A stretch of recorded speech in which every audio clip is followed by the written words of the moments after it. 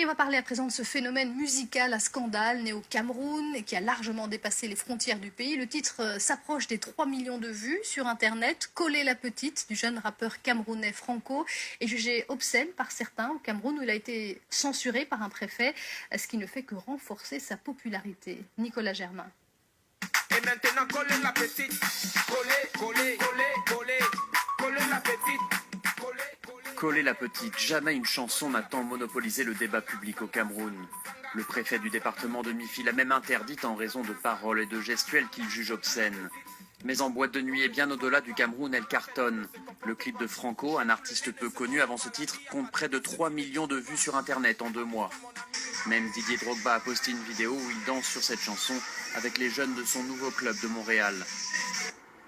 Dans les rues de Douala, Coller la petite suscite des réactions variées. C'est les mœurs de ce qu'on apprend aujourd'hui.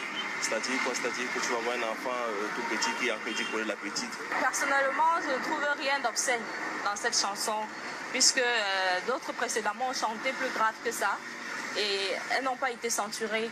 J'ai pas envie de mentionner les différents personnages, mais bon, c'est une chanson d'ambiance que les enfants aiment bien. Si l'artiste camerounais gagnait ce